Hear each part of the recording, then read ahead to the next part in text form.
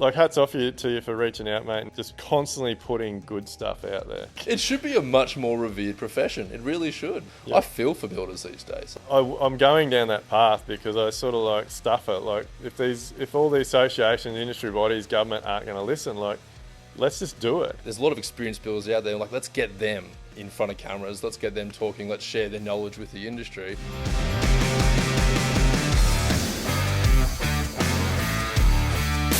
G'day guys, welcome back to another episode of Level Up. We are back for another cracking episode today. It's actually been a big day. This is our third podcast for today and our third cracking guest. So something a bit different today, not a tradie, not a builder, but a media company.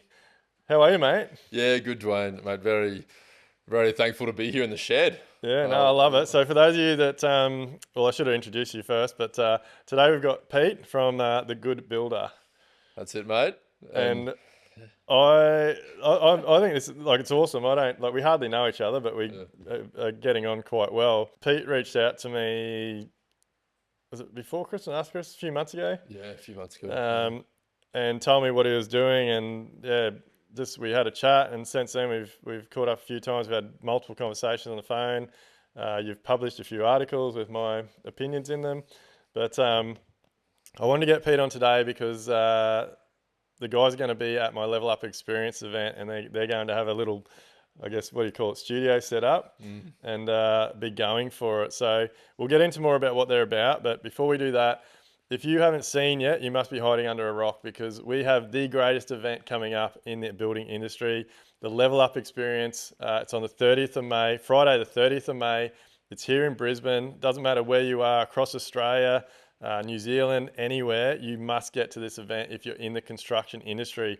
This is a day where you can put the tools to the side, you can sit down, take a step back, and come to something that is going to excel you to the next level. We're going to be talking about all things business development, personal development. We've got the world's #1 building science expert, Matt Risinger, coming out from the States, first time ever. We also have Paula Baker-Laporte, who has been the world's leading healthy home expert for the last 30 to 40 years, plus a whole other host of world-class guest speakers. And then on top of that, an incredible trade show, over 60 of Australia's biggest and best suppliers coming along. But I'm going all out. I'm making this event all about what builders and tradies need. So it's not just going to be tools and materials.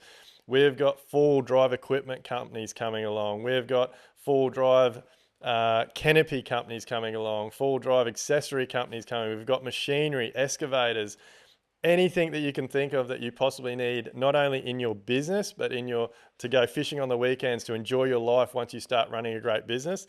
So make sure you lock in Friday the 30th of May to come to the Level Up Experience. And not only will you get to see all that incredible stuff, you'll also get the opportunity to win over $50,000 worth of lucky door prizes and talk to these guys.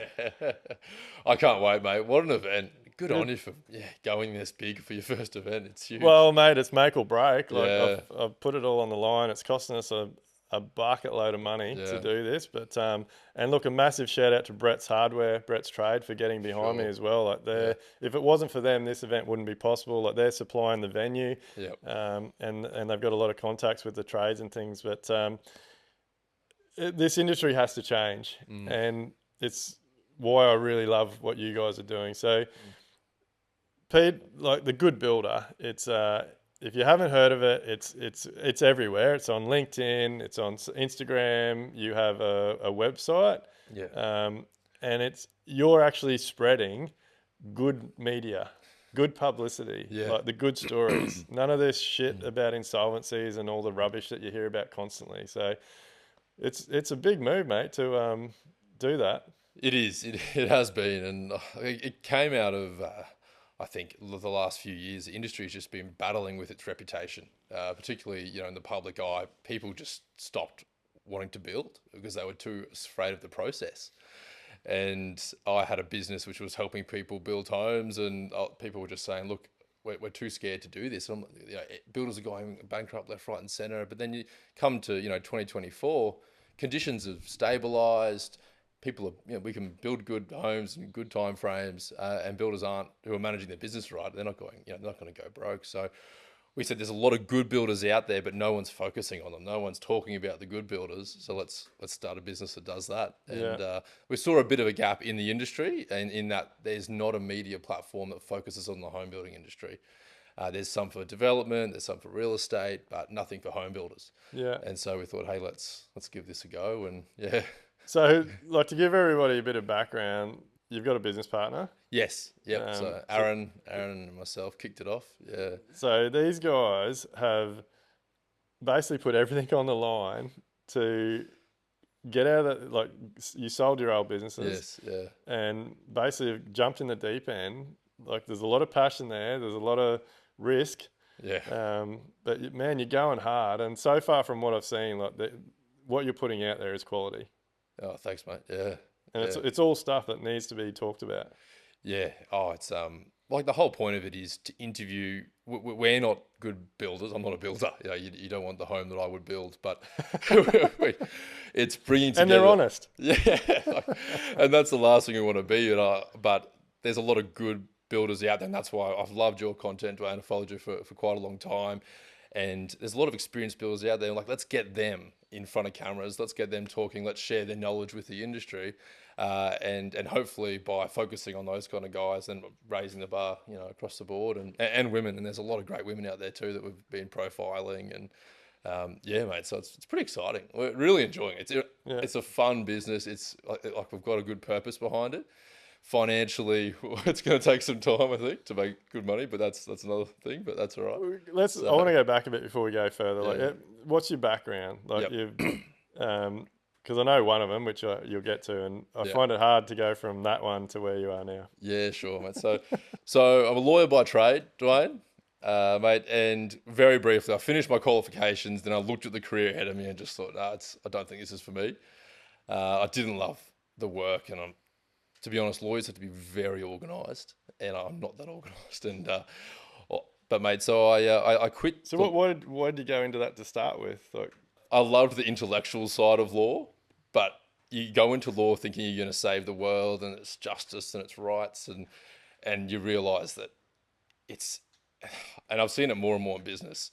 Lawyers will always win, but you're not. I don't feel in what we were doing, we're adding a whole lot to society. And I love lawyers. Like, there's a lot of great lawyers out there, and if you love it, you love it. But yeah, I didn't see the purpose behind it for what we were doing. So, man, I quit that job. I went to Indonesia for a month, grew a beard, bought a big book on finance, security analysis or something, and was like, all right, I'm going to move to Sydney and become, a stockbroker or jump into the finance game. And then I came back from Indo. I went to the Mooloolaba Surf Club, and it was a Friday night, and I was a few beers in, and then I ran into Greg Gardner, who founded GJ Gardner Homes, and I think he was a few beers in too. And he was like, "Oh, what are you doing with yourself?" I was like, "Oh, I went to school with his son." "What are you doing with yourself these days?" I was like, "Oh, mate, just about to go to Sydney and try my luck at investment banking or something." And he goes, "I want you to come talk to my CEO." And I was like, "What do you mean, mate?" He's like, "We need a general manager." I was like, "Greg, I don't know anything about construction." It's like, nah, look, we need someone to come shake things up a little bit and provide this and that. And anyway, the next thing that was Friday. On the Monday, I met with the CEO, and we did about 3 or 4 interviews with the management team. And next thing I know, I was starting as a general manager for GJ Gardner Homes across Australia and New Zealand. I was only 24. Holy shit! So yeah. And yeah, so that was it was wild. Look, he took a massive punt on me, and I was very, very green. And look, I remember sitting down across from one of the builders, and within the first week, and he just looked me in the eye and said, "How many homes have you built?" I was just like, oh.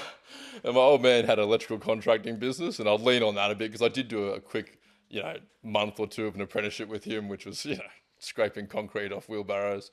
But yeah, it was, I just kept my mouth shut for about 3 months and just started to learn the industry. GJ Garden is a franchise network, and there was 50 offices in Australia at that time. And there was a lot of low-hanging fruit because it was like a McDonald's, but a different colour in each state. And I hope they don't mind me saying this, they probably do. But, you know, like the brand it was always been red, but another state was moving to like an orange, and then there was just some real basic things which I had to get in and sort out. And then after that, I just learnt what the good people were doing, and then tried to roll that out across the group more broadly. And then so I was there for 6 years in the Mate, end. that sort of shit doesn't just happen by a fluke. Like you obviously you've either got the gift of the gab, or you know your shit. Like that's a big Yeah, company. yeah. Like they're not going to take the risk on just anyone. So you're probably underestimating yourself a bit there, I think. Like, objectively, no matter who I am, it was a massive risk for them to take. But I feel like I learned the respect of the key people over time, Yeah, and then we had started to have some really good success. And that, I think we were doing about 1,000 builds a year across Australia when I started. When we finished, we were up to 2,000, and we had another about almost 3,000 sales in the books. And the market had done well in that time as well. I holy hell. timed the market cycle really well.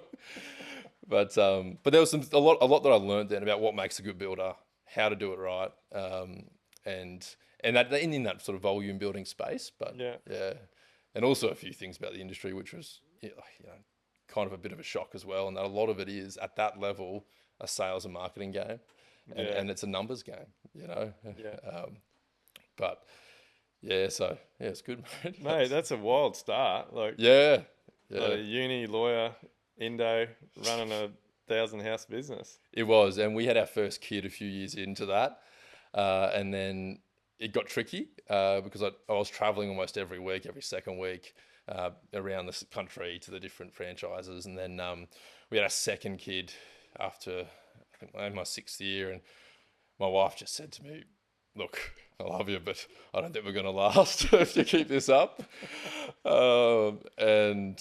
But she was great. She's like, "I'll support you, whatever, but this is really straining." And I was like, "Yeah, no, it's time to start my own thing." So I kind of thought, like, I'll take what I've learned here and then start a business locally. And so, yeah, started Hello Home Property after that.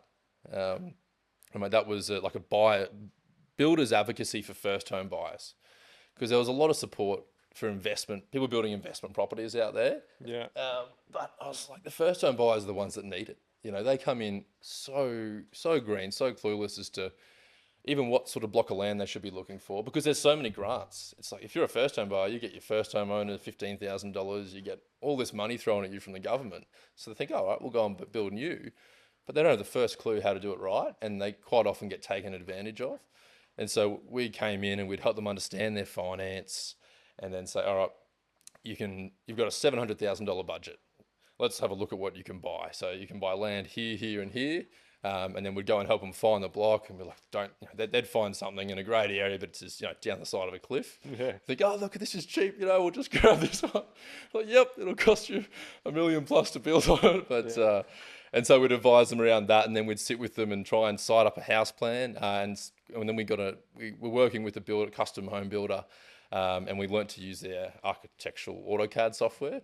And so we'd sit with the clients and try and design the homes with them, which was a terrible idea, because it's you're not a designer. yeah. Well, they did, but they just come up with the most stupid ideas, and we wouldn't stop anything. We're like, not stupid, but they're just their dream home, and they're sketching it away. And we'd do it up, we'd try and site it, get the orientation right, get all the basics right, and then we'd send it off to a draftee, and then we'd go and talk to builders and work with builders to see it through to completion and handover. Yeah, So we did that, and then probably by 2020, there was only two of us, and then COVID hit, and then the industry sort of shut down, as you all know, and it was a pretty scary time.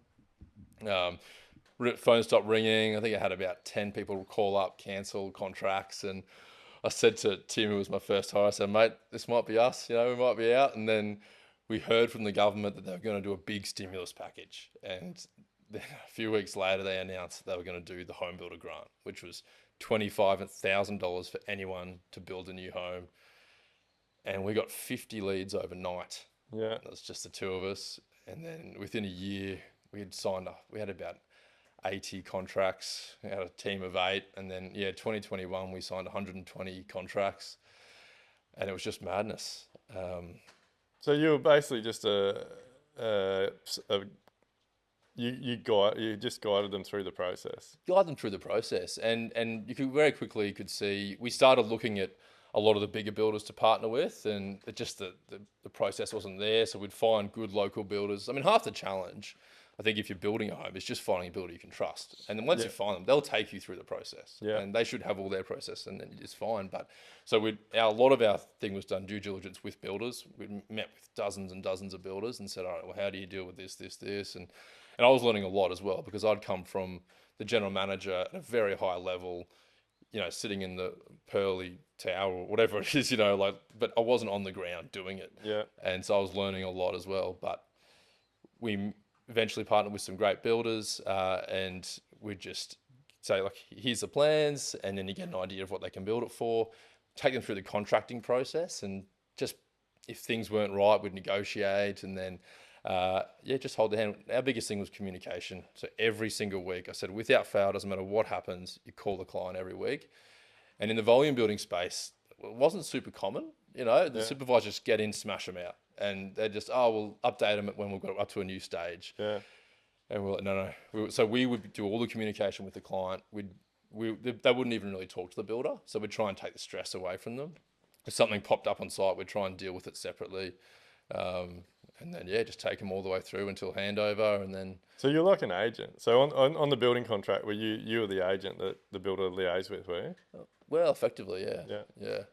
Yeah. We were kind of the client, and Yeah.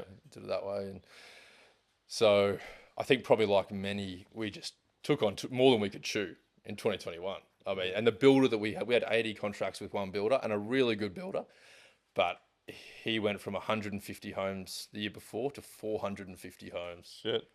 Yeah, that's a big jump. And it was too much for his team. We were waiting, from waiting 2 weeks for a set of drafted plans, it was 16 weeks just to get a contract in place. It was taking, like 6 months.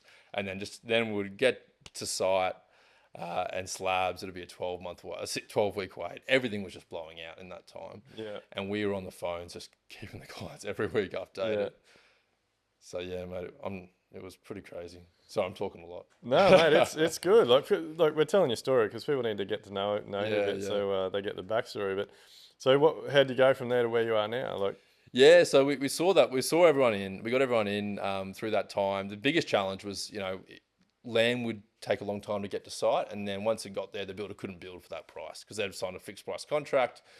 So we had to call about 80 customers and say, hey, I know your finance is approved and you're ready to go, but the builders just told us they won't build it.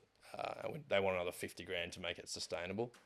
And so we did that, but for the whole team, it was just every day was tears, every day was emotion, and it burned us all out, to be honest. So I think 2022 was one of the hardest years. COVID was just like the government did what the government does, mate. It made rash decisions without investigating everything, and it put yes, that grant was good and it stimulated everything, and it got a lot, like the industry. It was too much. Got through it, but it was too much. Yeah. It burned a lot of people out. It made a lot of businesses go bankrupt.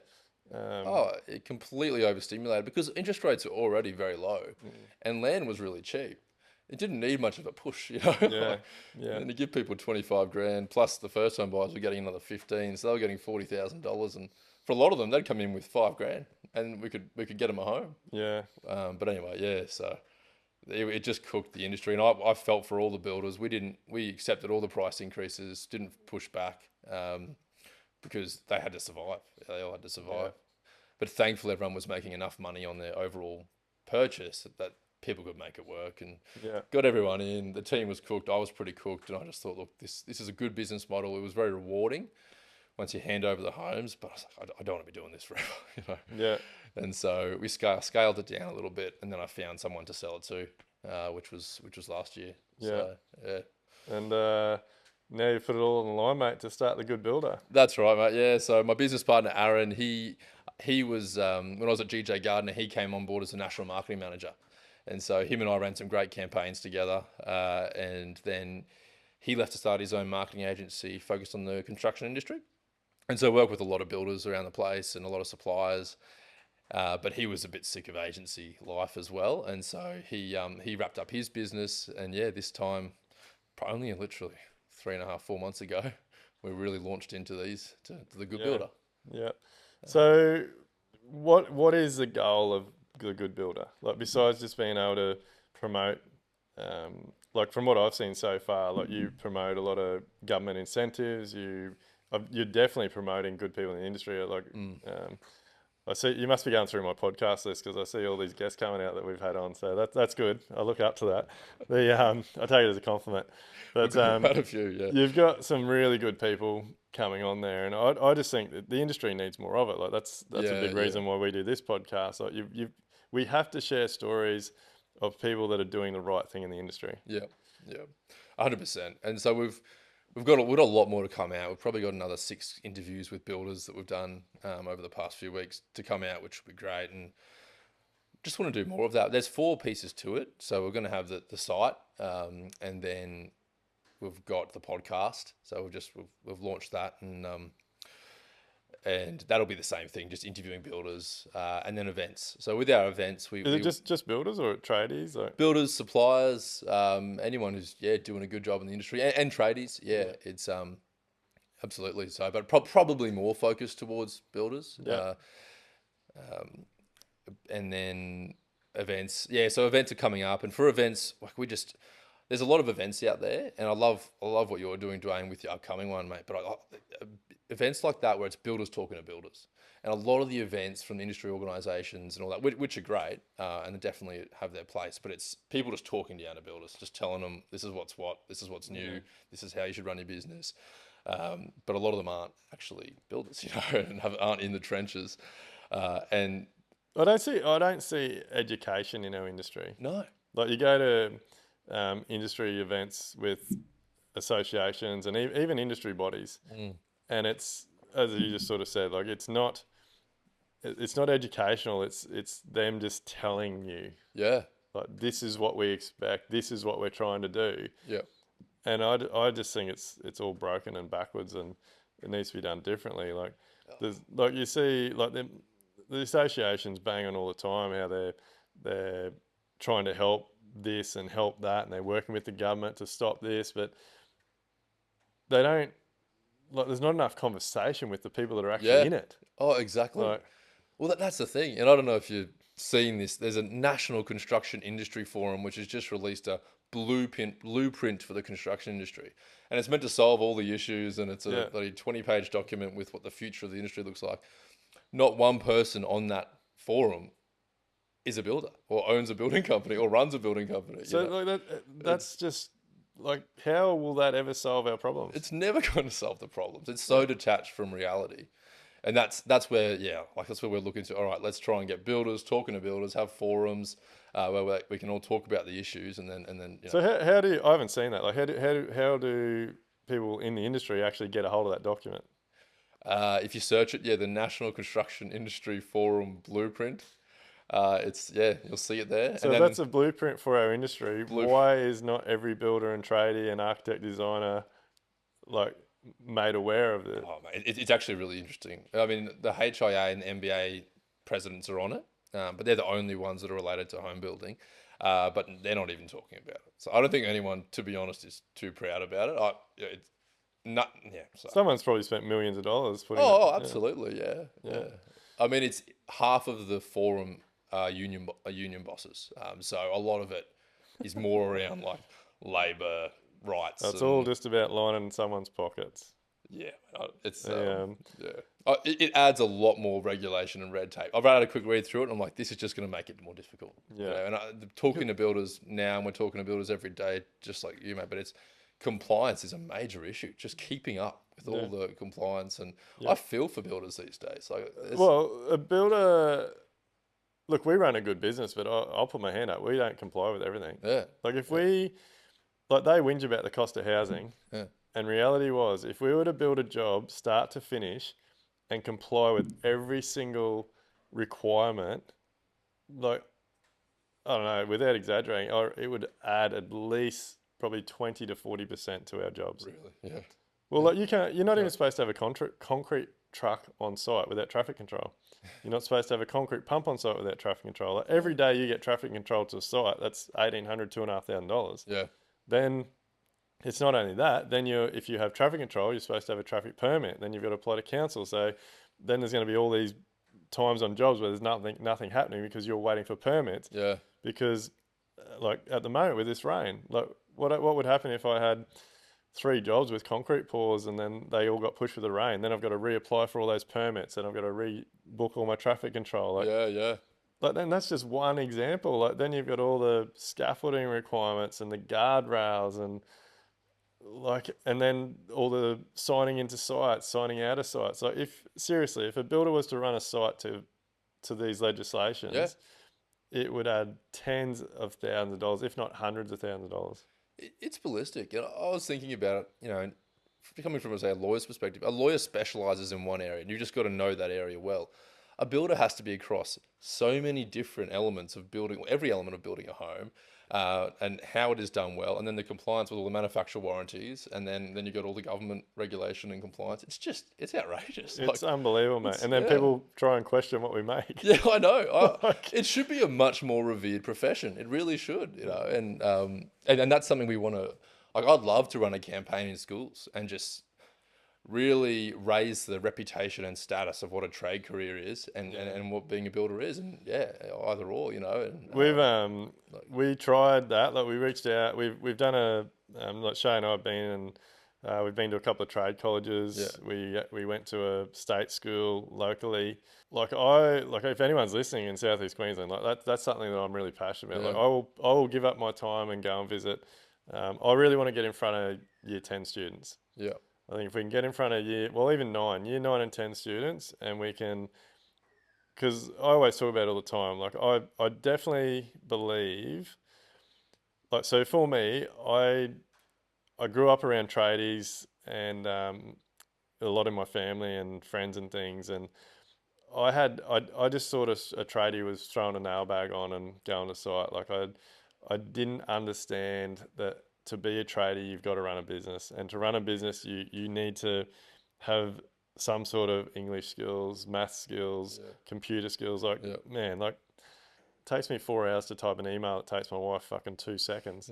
So I want to go. I want to get in front of kids at years 9 or 10 and say to them, look, be a tradie. It's awesome, but don't be like me. Like put the time into like if you want to be a tradie, that's awesome. You don't need geography and all that other shit, but you do need to do well in this, and this. Yeah. And I don't know if I think I would have paid more attention and done better if I had someone. Because I think like everything, my big thing in life now is if you want to achieve something, you need to look up someone that's done it.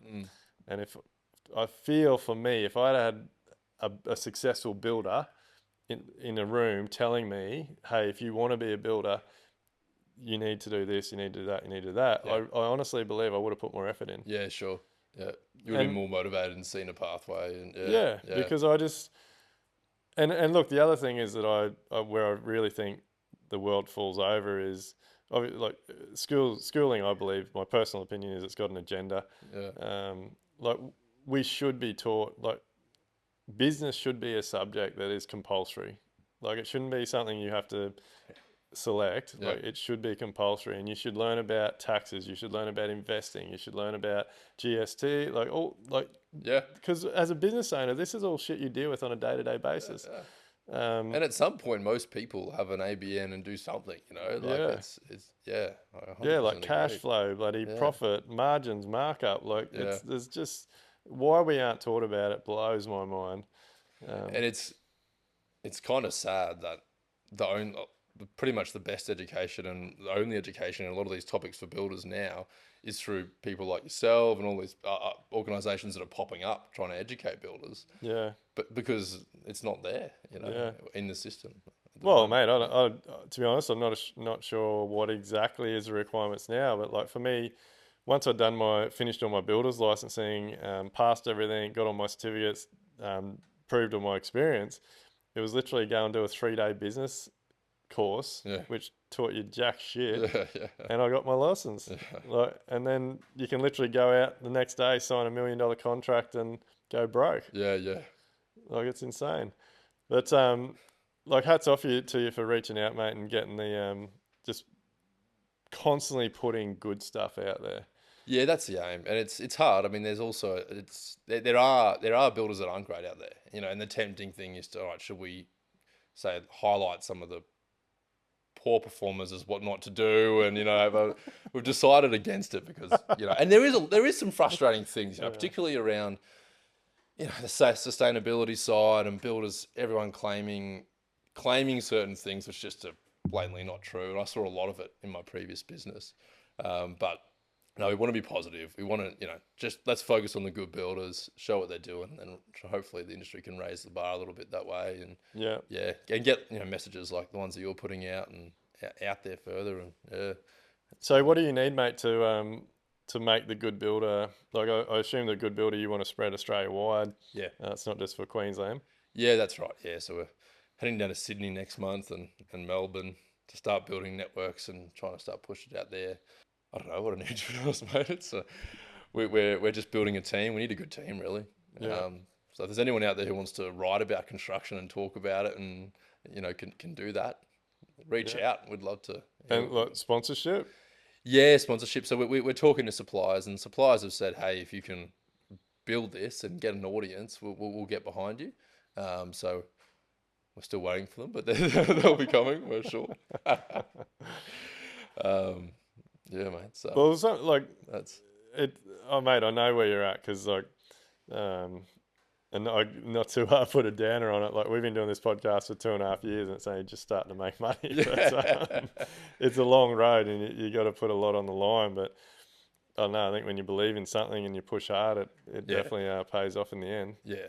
Now we can see a path for it to work out, financially, because it's got to support us, and our wives are certainly interested in seeing us getting paid a salary soon. But no, it, Aaron and I are having the most fun and enjoying ourselves more than we ever have, really, and learning a lot.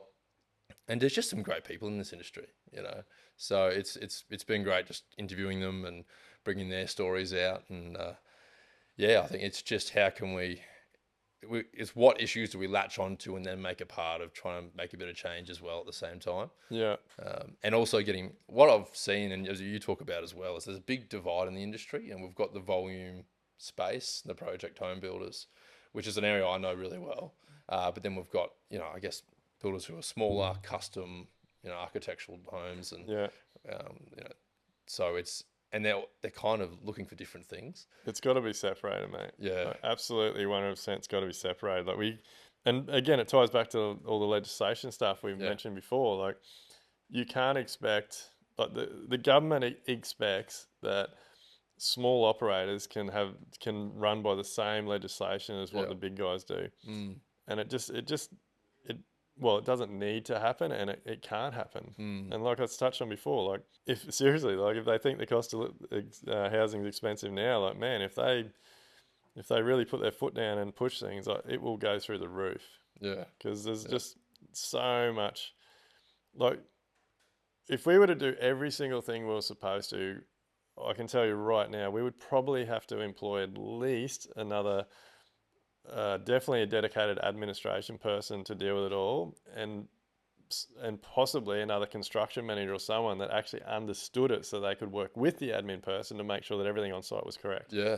It's Like, wild. so like you're adding another $200,000 a year to like my business salaries. Like, Yeah, yeah, and then that doesn't even take into account all the additional shit that's actually required on site, like yeah. all the permits, all the hiring, all the staff. Like it's insane. But Yeah, it's Look, I don't know. There's no answers. Like one thing, like the current government is actually the Queensland government has been listening to a lot of things, and I'm talking to people in the industry who are on these advisory boards with the government, and they're actually listening, which I think there will be a bit of change coming up. yeah, But there's a long way to go, I think, but the messages need to get out there, and we can always say, oh, they're not listening to the people, to the builders on the ground. I'm like, well, how do we just get a collective voice and saying, all right, these are the key things. yeah. And industry bodies, I guess, are meant to be doing that, but yeah, it's got to come from from the mouths of builders in a sense. There's too many people, mate, that are sitting on boards that are only focused on lining their back pockets. Yeah, it's true. As much as they say they don't want to, like so many of our associations, they're all the people on the boards the small mum and dad businesses, the builders that are got the nail bag on every day, like Yeah, yeah, the CEOs or general managers of like volume building companies, yeah, tier yeah, one companies, like yeah. it's and like again, that's why we need to separate. Like why? Yeah, just seriously, it makes my blood boil. But How do you see but it working? How would they just different sort of regulation for each part of the industry or like, I just see it needs to be two completely different setups, like licensing everything. yeah, Like okay, you're either a volume builder gets a volume building license. A tier one builder gets like so at the moment there's only like in Queensland there's only low rise, medium rise, and open. mm, Um, I think that whole backwards system needs to be broken. Like a small builder that does custom work needs to um, be like all of us need to be down here, yeah, like on our own, and then the guys that do like all the multi rares and um, I don't know, maybe shopping centres or commercial buildings and things, they need to be their own group. And yeah, then the guys that do all the big high rise and all those types of things, they're their own group because yeah, we're completely different business models. Like yeah. absolutely, like could not be any more It's different. so true. It's so true, and that's actually this bloody industry blueprint, because the 8 people from the industry which are on there who aren't from unions, they're all from different industry organisations, but they've all got completely different agendas. You know, some Yeah, of them are for the big infrastructure projects, but how can you yeah, compare that yeah, to building an architectural home? yeah, It's just yeah. wild. Yeah, Like I think the most clear separation is would literally just be homes. Like yeah, if you're a home builder, you're in this group, and then the only separation would be a volume builder, and who knows? Maybe volume builders would be in there, but yeah, actually, it's probably that simple. Now that we're actually talking about it, like it probably is that simple. Like literally, homes have mm, their own division mm, because it's different construction, it's different locations, it's different requirements, yeah, like it's different budgets. Like it just makes so much sense to separate it. yeah, for sure, for sure. Um, and again, that is part of this mission that I'm on. Like Yeah, I want to get in front of government people, and I want them to understand how different our industry is, yeah, so that we can start to have that separation. mm. I don't think it would. Well, I always think things are simpler than what they really are, but I think it's something we need to work towards. It doesn't have to be complicated. But you're right. It all, yeah. Once it gets down to the people in a room, and there's always agendas and Yeah, things. and why are we different? Like, why is Yeah, every state different? yeah, Like, and now it's not only licensing different. Like now, with all these last changes in the building code, like yeah, now you got states pushing back on changes in the building code. yeah. So now we don't even have an Australia-wide building code. With the NCC in some states, just like, nah, we won't bother with that for a while. Yeah, You like know. it's just insane how this industry operates. Yeah, And look, I think, look, if anything, that's this mission that I'm on to create a new building industry like yeah, that. I'm going down that path because I sort of like stuff it. Like if all these associations, industry bodies, government aren't going to listen, like let's just do it. mm, Like, and mm, it's growing. Like mm, we're definitely gaining momentum. We're getting a lot of people behind us. This event, I'm I'm very nervous to see if this event works. Like I hope everyone gets behind me. I hope everyone shows up because like one thing I can guarantee is whoever comes, I will be making sure that they leave there a different person, yeah. believing in themselves, believing in their business, believing in this. We are creating a new industry.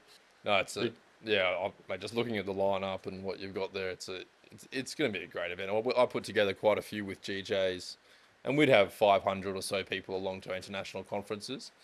And yeah, we would try and bring in speakers from all over the place, but just one of the best I've ever seen. That what the lineup Cheers, you've mate. got coming is awesome. Yeah, it's gonna be great. Cheers. I Yeah, appreciate that. But oh, look, yeah, it's my wife's nervous because yeah, there's a lot on the yeah, line. Like yeah, we've got to get bums on seats. yeah. So I'm pretty confident we will. Like I think Mm, the industry, it's time for change. I think a lot of yeah, people are realizing that there's better ways to do things, and yeah, um, I think the other big thing that is happening is the industry is realizing that we need to talk. We all need to work together. There's no bloody, I don't know, what's the word where everyone's like price fixing and shit. What's the Oh, word? collusion. Collusion. There's no Yeah. collusion, but Yeah. it's just getting builders to work together, talk together, It's got to and happen, and they yeah, don't talk enough, and yeah, that's what we've found as well. You know, if you're not a part of a community like Live Life Build or a franchise group or whatever, you know, builders aren't talking to each other a whole lot, yeah. and there's a lot of issues and a lot that they should be talking about. Yeah, Well, and there's it's no real, like, I guess there's the master builders and things, but like you get like the electricians, they do it really well. Like, they've got their yeah, body that really supports them. yeah, okay, Um, Plumbers have an association as well, but yeah, like I'm not sure on the others, plasterers and concretes and bits and pieces, carpenters, but like if those trades can do it, like why can't builders do it? yeah, And not only that, like if there is associations for the different trades and groups,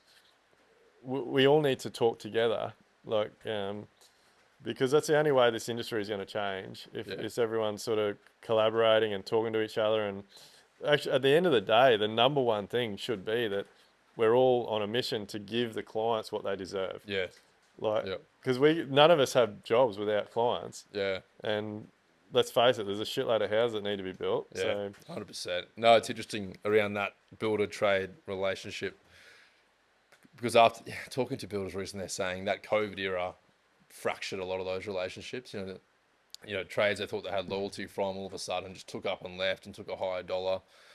Suppliers run out of material and then they couldn't supply, and then all of yeah, a sudden the relationships in the industry just broke down.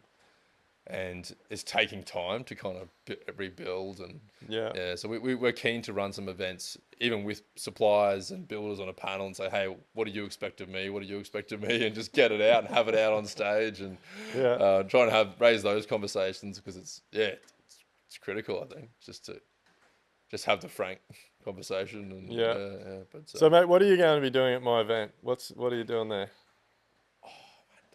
we're tossing a few ideas around, Yeah, and it might be but ultimately, we want to get builders and we want to hear their thoughts on what makes a good builder, what they think the expectations should be on builders, and we'll throw in a few maybe controversial questions around the industry, and so we're going to do that, get suppliers in, do the same thing, and same with trades, right? So we just want to raise conversations with everyone, and then also, I don't know, we'll try and bring in maybe a golf simulator or something, mate. We'll try and bring in something add a bit of excitement. yeah, a bit of competition. But no, yeah, we just want to get there and just start to build some conversation and build some community. Yeah, So the whole idea of the Good Builder is just to build a community of builders, and yeah, that's what it is. There's a lot of different ones, but this has just been more general, broad industry community of builders who want to see things done better. And yeah. yeah, I think it's fantastic. So we're giving the guys some space at the event where they're going to set up a little bit of a booth, going to have a bit of fun.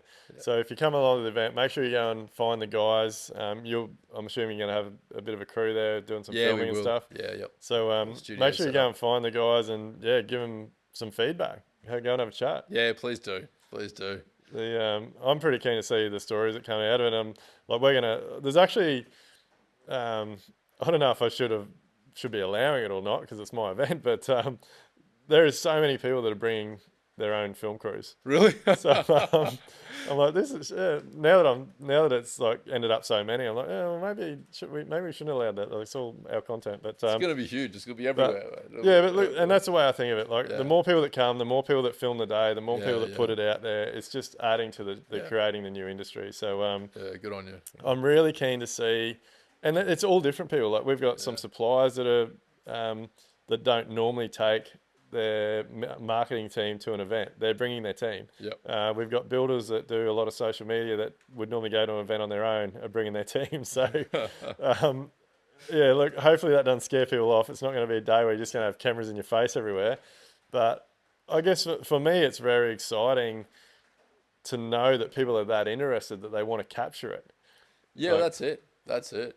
And yeah, let's hear what builders have to say. And yeah, yeah, for us, it's just if you've got a piece you want to share, if there's something you're passionate about, yeah, let's share it. We'll put it out in conjunction with the day and yeah. just get a whole, yeah. We'll have to Um, We'll have to work on Matt Rosian, mate. We'll have to get him sitting in your chair. Oh, that'd be good, mate. See what he's got to say. No, it's great. Yeah, we're really keen to support it, Duayne, and yeah, mate. Well, I'm looking forward to it. It's good. Get it out there. Yeah. No, well, mate. Look, we'll wrap it up. I really appreciate your time and sharing your story. Like, I think that says a lot about the type of person you are, and definitely what you're trying to do for the industry. So, look, guys and girls, get behind the guys at Good Builder. Go and check them out. What Instagram? What website? Thegoodbuilder.com.au. Yeah. And LinkedIn. I see you smashing LinkedIn. Yeah. We're on LinkedIn. If anyone's on LinkedIn, we're all over it. Probably too much, but mate, anyway. You can never be too much. Yeah, but, go and check them out. Get behind them, because they honestly, they're like, I'm not just pulling your toe, mate, but like the articles you're putting out are articles that the industry needs. Like, we shouldn't, thanks, mate. Yeah. like, we shouldn't just be getting articles with just garbage and insolvencies and builders that do the wrong thing, tradies doing the wrong thing. Like, it's good to see some good quality, I guess, product out there that's actually spreading the word about how good the industry actually is if you push all that other shit to the side. Yeah, 100%. Yeah, and one thing as well, like, we're always looking for builders to talk to. If you have an opinion on something, let us know, get in touch. And we want to hear from builders and get builders' voices out there more. That's the whole point of it. Yeah. So, unreal, mate. Well, look, keep up the good work. Yeah. Look, guys, reach out if you've got any questions about anything, or you've got a topic that you want us to talk about on the podcast. We'd love to hear it. Make sure you do the like, comment, share, all those types of things. But before I wrap up, make sure you get to the event, the Level Up event on the 30th of May, 2025. Look, if you are a tradie, if you're interested in building work, healthy homes, building science, if you've never heard the words building science and healthy homes, like, it is well worth, get online, get on Google, do some homework, look into it, because this will be your opportunity to come to an event with the world leaders in these things. And like I said, we're also going to be covering business development, personal development. You will leave this day a different person. Believe me, if you implement what you learn on this day, not only will it change your business, it will change your life. I promise you that. So look forward to seeing you there, Friday the 30th of May, here in Brisbane. Go to my website, duaynepearce.com. Grab your tickets now, because they are selling out fast. I'll see you there. Are you ready to build smarter, live better, and enjoy life? Then head over to livelifebuild.com/elevate to get started.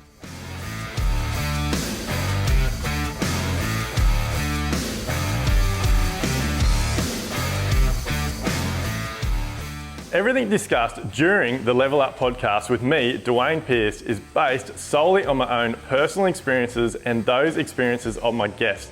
The information, opinions, and recommendations presented in this podcast are for general information only, and any reliance on the information provided in this podcast is done at your own risk.